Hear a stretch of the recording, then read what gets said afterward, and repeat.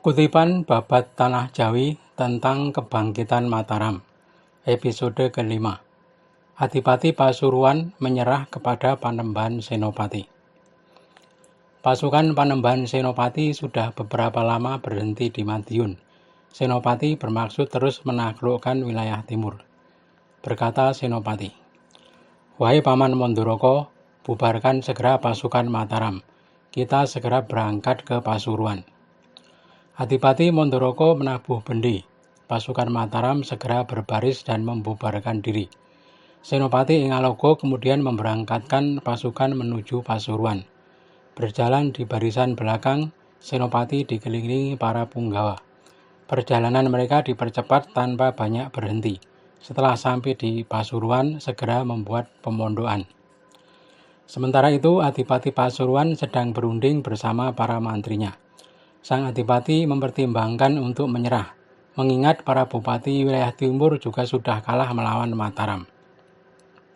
Adipati Pasuruan berkata, "Hei semua mantri, sekarang pasukan Mataram sudah datang menyerang negeri kita. Aku merasa kalau kita melawan, mustahil bisa menang. Negeri kita rusak dan orang kecil menjadi susah. Lebih baik kita menyerah saja." Ada salah seorang bupati pelarian dari Belambangan, namanya Ki Kaniten. Ki Kaniten tampak kurang setuju dengan kehendak Adipati Pasuruan. Berkata Ki Kaniten, "Hamba tidak mendukung kalau Paduka menyerah. Saya berani melawan pasukan Mataram dan pemimpin mereka yang bernama Senopati. Kalau hanya diadu kekuatan, seberapa kuatnya si Senopati? Saya berani. Kalau mau mengadu ketajaman senjata dan kekuatan bahu, saya tidak takut. Paduka lihat saja, saya akan melawan mereka sendirian. Jangan ada yang ikut-ikut. Berilah semangat dengan bersorak saja. Besok pagi saya akan maju. Selama hidup saya tak akan makan nasi kalau tidak bisa menenteng kepala Senopati." Adipati Pasuruan berkata, "Kalau demikian tekadmu, aku serahkan semua prajurit kepadamu. Aku tidak ikut-ikut." Ki Kaniten segera melaksanakan kesanggupannya. Prajurit Pasuruan dikumpulkan. Kepada para prajurit, Ki Kaniten berkata, "Kalian semua bersiagalah. Tontonlah aku nanti melawan Senopati Mataram. Kalian dukung aku dengan bersorak di belakang." Sementara itu di kubu pasukan Mataram, Senopati bersiap menyerang Pasuruan dengan pasukan kecil.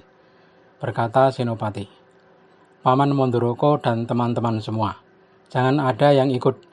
Kalian bersiaga saja dengan senjata kalian. Musuh kali ini berat, tak boleh dianggap remeh." Adipati Mondoroko berkata, "Mengapa engkau tidak membawa para kawan-kawan bupati?" Senopati menjawab, "Paman, aku hanya ingin membawa pasukan sejumlah 40 prajurit. Semua berjalan darat dengan tombak hitam dan pakaian hitam.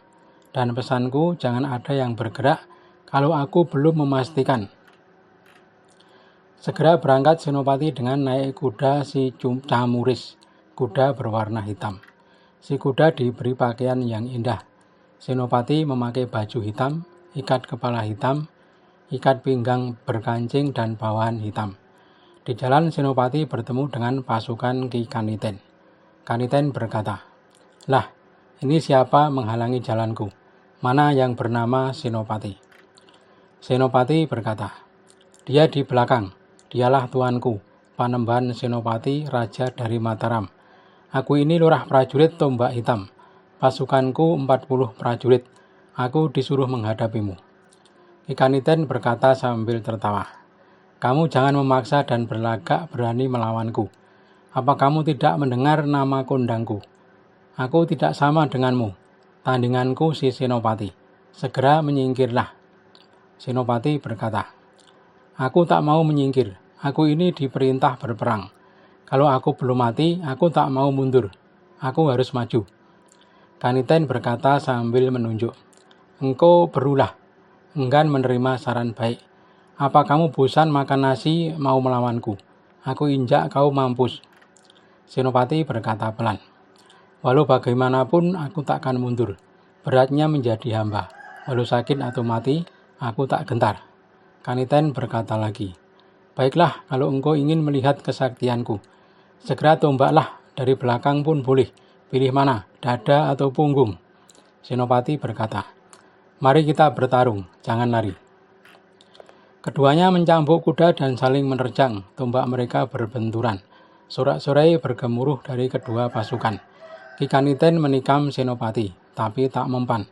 Dengan nyamar Senopati melayani sambil duduk di atas kudanya. Kaniten sampai kecapean menumbak. Lama-lama Kaniten tak sabar, lalu bermaksud menumbak kuda Senopati agar penunggangnya jatuh.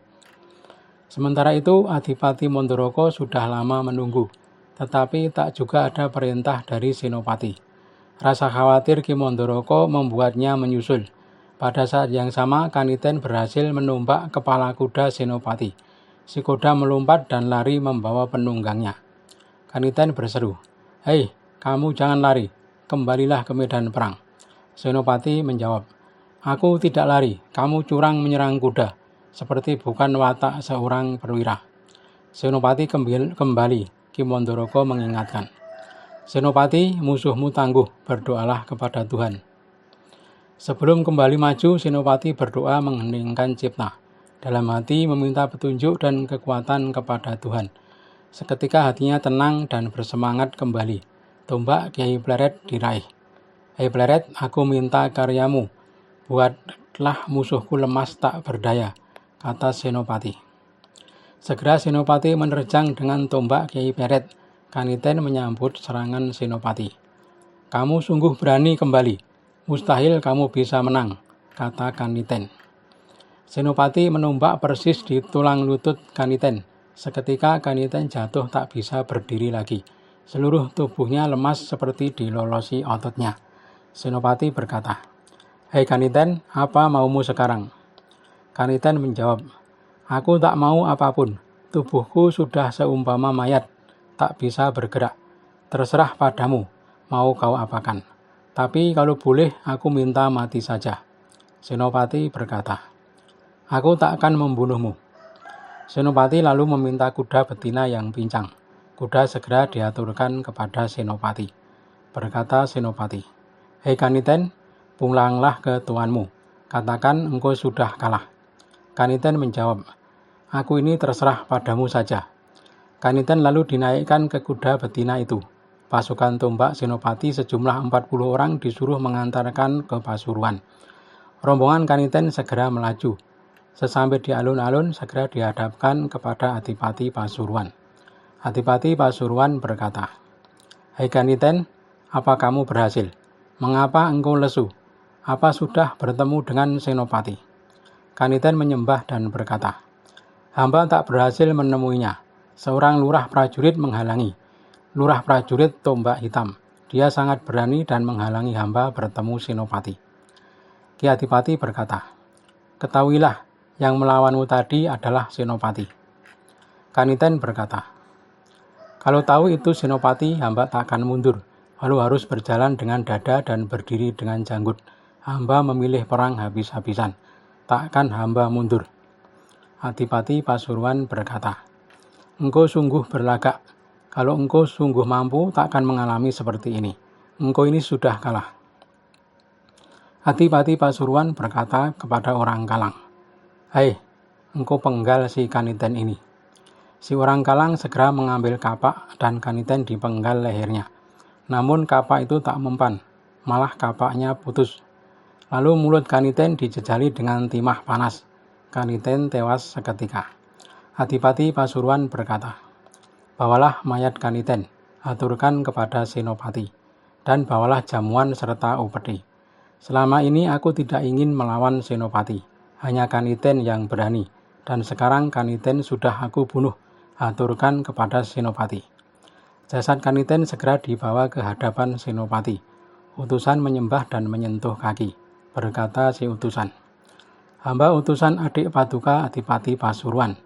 Adik Paduka mengaturkan salam dan bakti. Juga jasad Kaniten diaturkan kepada Paduka. Karena pada mulanya adik Paduka tak bermaksud melawan. Pasuruan dan isinya diserahkan kepada Paduka. Adik Paduka merasa tak memiliki lagi. Senopati berkata, "Baik, aku terima kepercayaan Dinda Adipati Pasuruan. Sekarang katakan kepada tuanmu, aku hendak pulang ke Mataram. Pasukan Pasuruan jangan bergerak dulu. Utusan segera disuruh kembali untuk melapor kepada tuannya. Semua pesan Senopati sudah diaturkan kepada sang Adipati. Pasukan Mataram kemudian bubar dan kembali pulang. Sesampai di Mataram, Senopati masuk ke dalam puri. Para prajurit bubar ke rumah masing-masing.